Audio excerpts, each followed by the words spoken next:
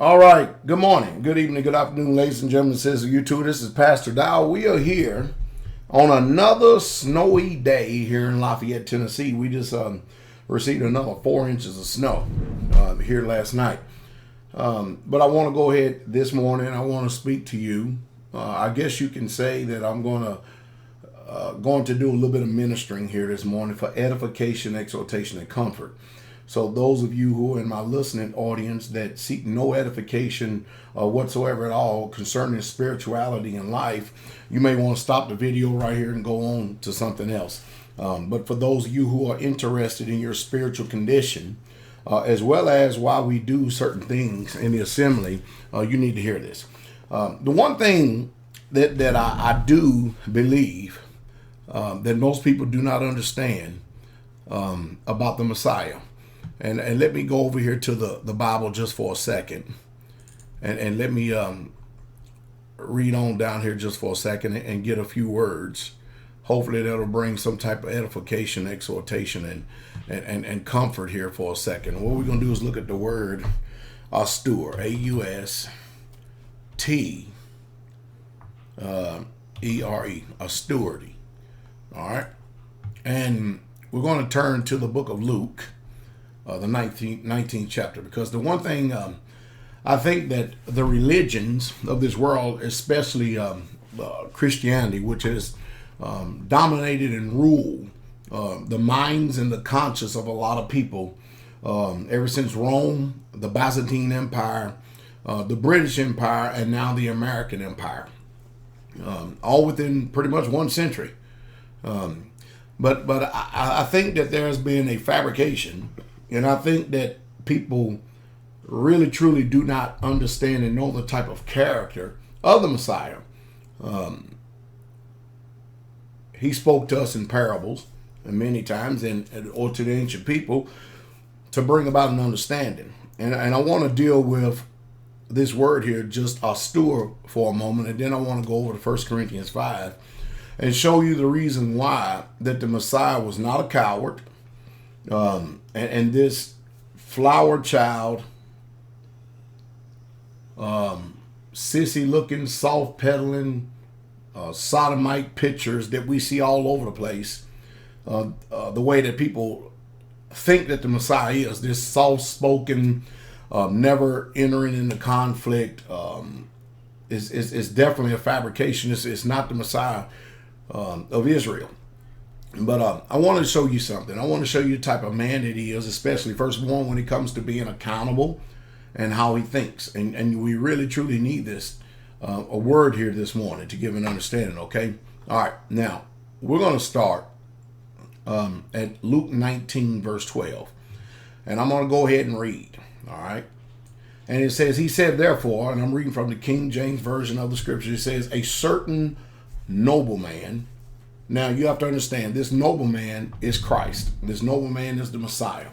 And he's getting ready to tell us all something about his character, his nature, his perspective, his point of view, the way he governs, and the way he sees things. He's also going to contrast that with letting us know how people in this world view things and see things, because you have different people, people in this world. While that the Bible does say that we should all speak the same thing, many of us have different personalities. And a lot of times our personalities are in conflict with the truth. And I call it the generation of Saul, where the majority of pastors, preachers, and teachers are more interested in the people. In other words, they fear the people. They fear what the people have to say. They fear the judgment of the people. Of course, some of them are financially motivated because, a lot of these preachers have gag orders on them and they cannot represent the truth or speak the truth concerning certain subject and topics if it's a subject the people does not like. That was Saul's downfall. First king of Israel, King Saul. That was his downfall, is because he feared the people, and he also at the same time wanted to serve Yah. Now, a man of Yah is not worth 2 dead flies if his fear is more of the people than it is of the Father. Now, Pastor Dowd, I don't have any trouble or issue whatsoever at all. My fear is of Yah, and fearing anything else is basically cowardly. We are here as direct ambassadors of the kingdom to represent his truth. The Father has never asked me my personal opinion about anything, and I'm sure you do not want my personal opinion about anything, and that is one of the main reasons why you're here today, is because you are listening to a preacher that not only has backbone, but there's not even a word coward that could ever be associated with my character, my personal well-being, or my welfare, or my being. But anyway, let's go on Luke 19:12. And he said, therefore, a certain nobleman went off into a far country to receive for himself a kingdom and to return. This is the Messiah, the nobleman. He went off to a far country. The city is New Jerusalem up in Shemaim on heaven, and he's going to return back to this earth again. And he called his 10 servants and delivered them 10 pounds. And he said unto them, occupy till I come. In other words, now I'm going to put something in your hand. I'm going to put some responsibility in your hand. I'm going to give you something.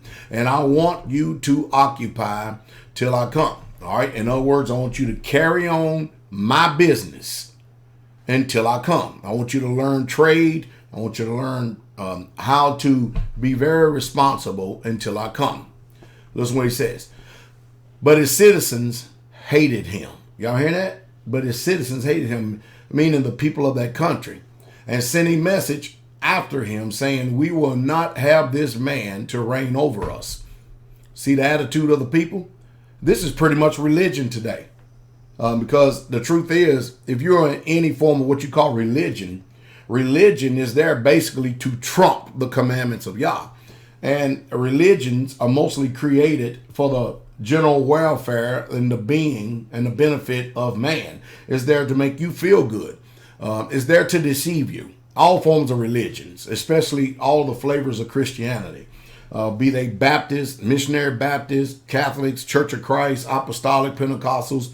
All of these are man's attempt to serve Yah while doing it at their own beck and call. They include Seventh-day Adventists, Jehovah's Witnesses, Mormons, or you can go all the way down the line. These all are man-made opinions, point of views, perspectives, and religion while they're trumping the commandments of Yah. And that's why I spend so much time warning us as a people. So let's go on and get a little bit more understanding of this right here. So religion is determined within itself. We're not going to have this man reign over us. And when you look at, do a careful evaluation at the religion of Christianity and see if you can come up with one thing, pretty much one thing where they are actually truly obeying the Father.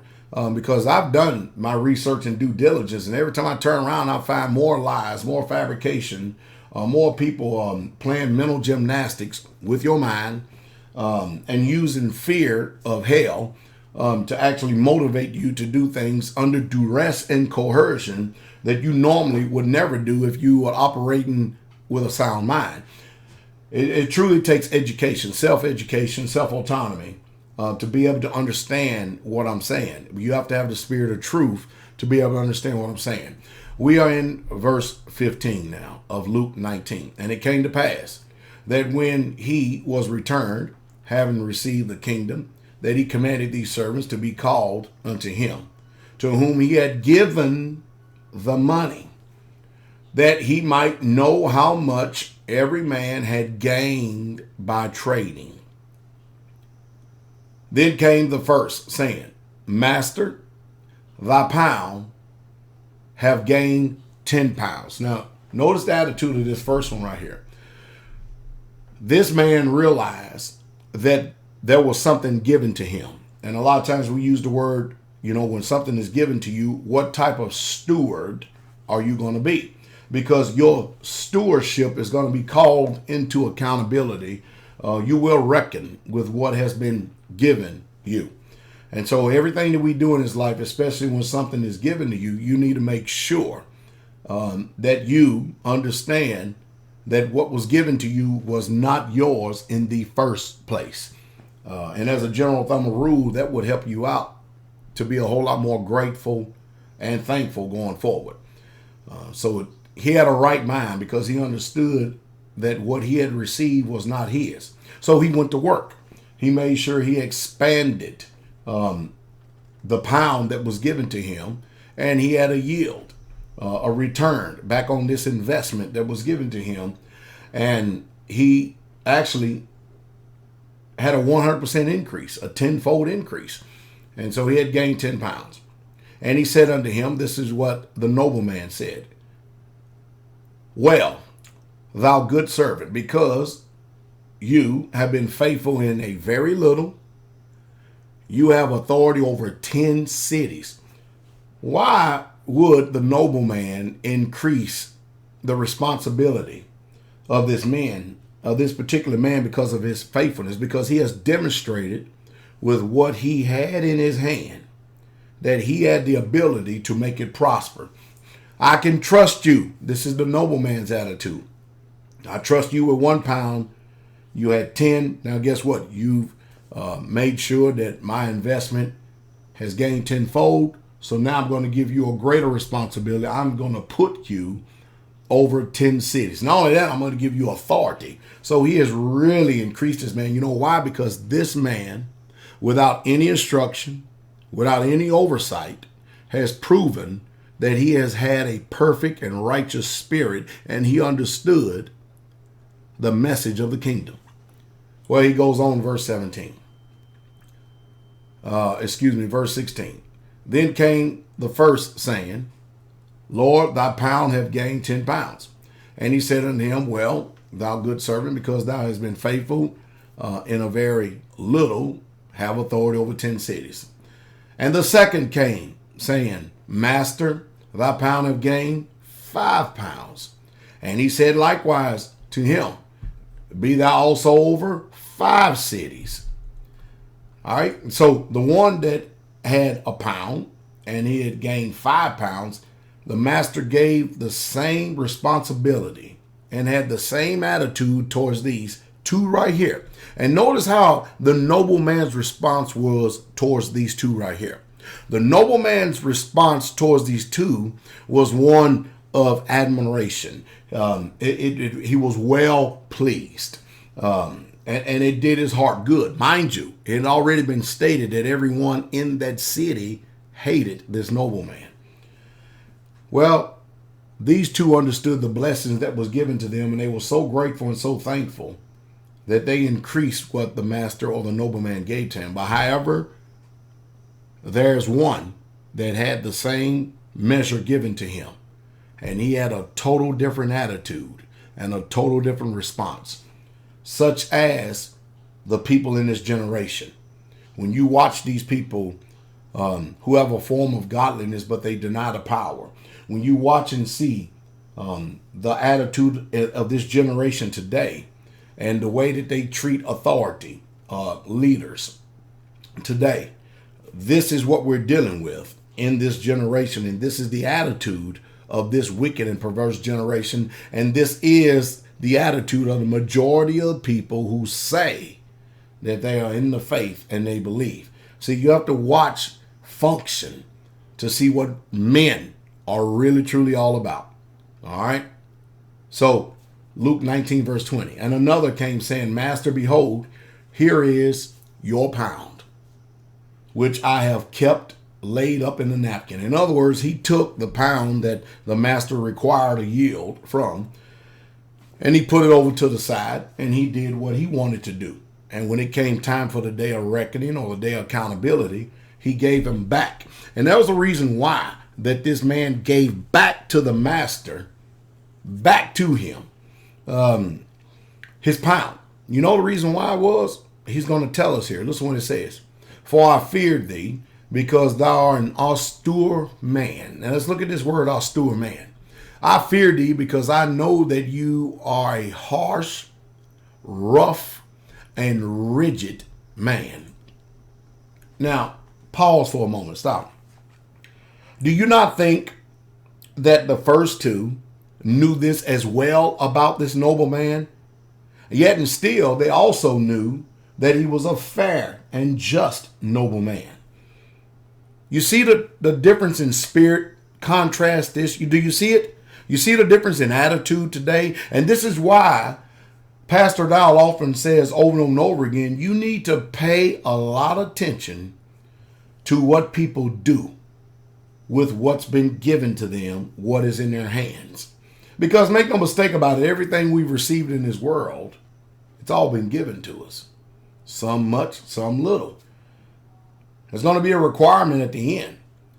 But see, this guy, rather than looking at the kindness and the mercy, the righteousness, and him being a righteous judge, he thought that it was much more safer to him to be lazy, lethargic, apathetic, complacent. I can go on with all of the superlatives, slothful, and not do anything and give back what he has given. But look at his attitude as well. We have to hit verse 21 again. For I fear thee, because thou art an austere man.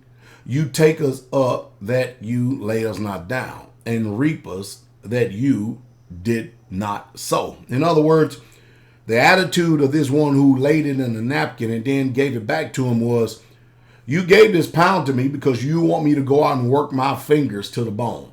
You want me to work my hands. You want me to do all the labor. And then when you come back, you expected me to give all of the prosperity of everything that I have worked and labored hard for. You want me to give it to you.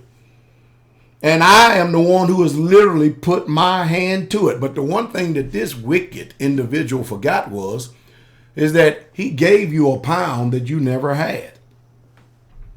Where are you at in life? Has somebody ever given you something, position you in a place of authority, giving you a place, giving you something that you could actually show the thankfulness in what you had by your labors or getting out here and working? Is your attitude like the first two? Or is your attitude like this man right here? And I would venture to say the majority of the people today attitude is like this man right here. See, this man had already looked at him and said, you're going to give me a pound. You want me to go out and run and do all this labor and do all this work. And then you want to reap off of my back, off of my sweat and my blood and my tears while you sit up in your kingdom and do nothing. This was the attitude of the latter man who laid his pound in a napkin. Let's go on to verse 22 and let's look a little bit further what it says.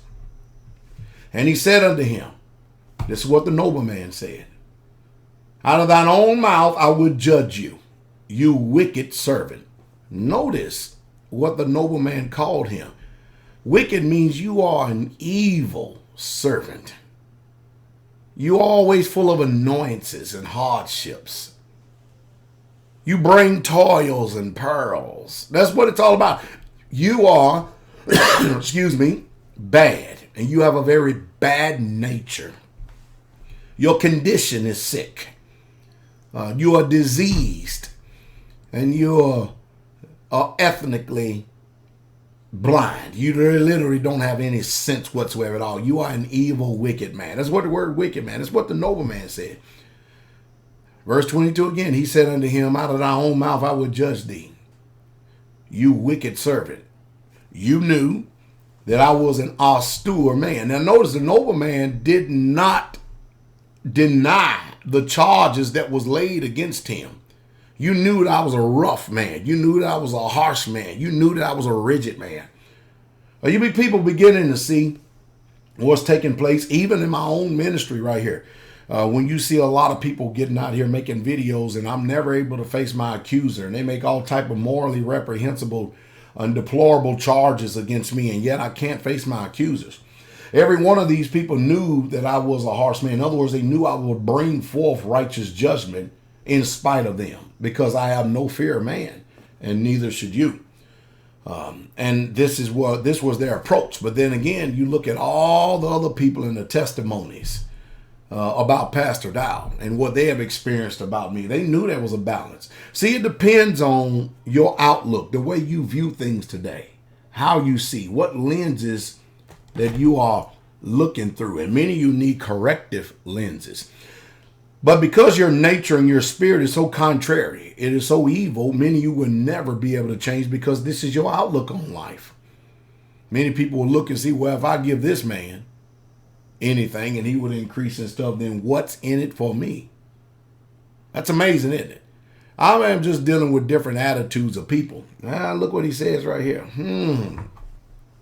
Verse 22 for clarity, so that we do not miss out on the intent of the message. And he said unto him, out of thy own mouth I would judge thee, you wicked servant. You knew that I was an austere man, taking up that I laid not down, and reaping that I did not sow. Wherefore then gave us not you my money into the bank, that at my coming I might have required mine own with usury? And he said unto them that stood by, notice, he's finna get ready to make a spectacle of this wicked man. Take from him the pound and give it to him that have 10. Notice, even though this man, the first one, showed that he is professional. He has a righteous spirit, a righteous outlook on life. A very good viewpoint, a point of view. He's been rewarded with 10, but guess what? I know that I can trust him. Now give him 11. Give him more. But the one that had to him that didn't do anything, that didn't prosper anything, he told everyone around, take it from him and give it to the one that has 10. For I say unto you, that everyone which hath shall be given, and from him that have not, even that he hath shall be taken away from him. Everything you think you have. And if you've done nothing for the benefit of the kingdom, it's all going to be stripped and taken away from you. And then the nobleman says in verse 27, but those mine enemies. That's how I discover who my enemies are. That's how he knew who his enemies were. I learned all these principles from this book right here. He said, but those mine enemies, which would not that I should reign over them, bring hither and slay them before me. The nobleman said, now look at all these wicked people, because he knew everyone hated him. He said, so you don't want to be falling up under my righteous rule. You bring them all before me, and now I want you to kill every single one of them. I bet you'll never hear a message like that preaching Christianity or Messianic Judaism, will you? Well, let's contrast that, and let's go over to the scriptures version of the Bible, to 1 Corinthians chapter 5, verse 11. I heard a very sound statement today from Bud that says, who does not ever consider the risk? Consider this for a second. What kind of fireman that does not understand that when he goes into this burning building right here, he may not ever come out alive again? As a matter of fact, everyone that takes on that job, that assumes that responsibility, even through their training, they realize that while going in to a hostile environment to save someone else, they may lose their own lives themselves.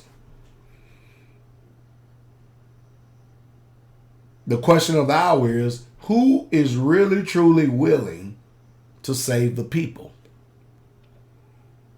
Because even if fire don't kill you, the smoke will. Consider that for a second.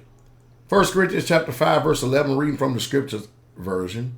But now I have written unto you not to keep company with anyone called a brother, if he is one who whores, a whoremonger, or greedy of gain, or an idolater, or a reveler, or a drunkard, or a swindler.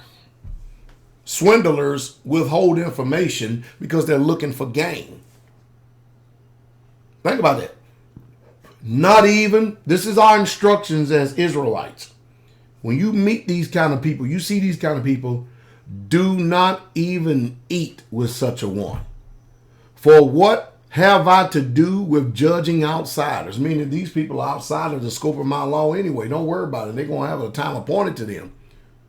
Look at this. Do you not judge those that are inside? Yes, I'm a pastor. I am in a position of authority. My judgment means nothing to this world out here. Only the ones that are inside the camp. Only the ones worldwide that are part of the Straightway Truth Ministries. That's the only scope and power my pastorship has amongst the people. And there's only a few.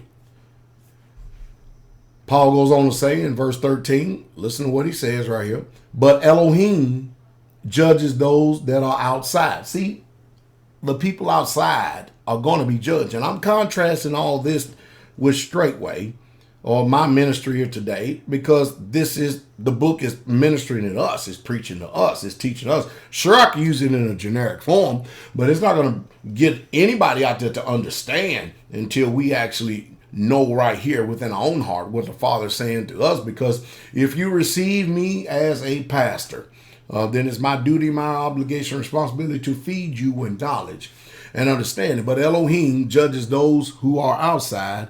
And then look at the instructions that is given to the leaders. And put away the wicked one from among you. This is the reason why that we get a lot of negative publicity in this ministry, simply because we will not tolerate sin, iniquity, and transgression. This is not a place where a whoremonger is just going to have a run of the mill and nobody's going to challenge him. This is not a place where you're going to slander your brother and sister and think that we as judges, myself and the elders, that we're not going to come to your front door. We're going to come for you, because that spirit is trying to bring a bad spirit, a bad attitude amongst our people, and we have to put away the wicked from among us. You know where the Apostle Saul learned this principle from? He learned it from the Torah, which most of you have been deceived is done away with. No wonder there's not too much righteous judging going on in this world. You know, we must allow ourselves, every single individual in this world, to be challenged by the Word, the Bible, in everything that we say, do, or think. And if you refuse to see yourself through the light of what that word is saying, then Pastor Dow say you're nothing but cowards. But we don't have to worry about you anyway, because you're not going to inherit that holy kingdom.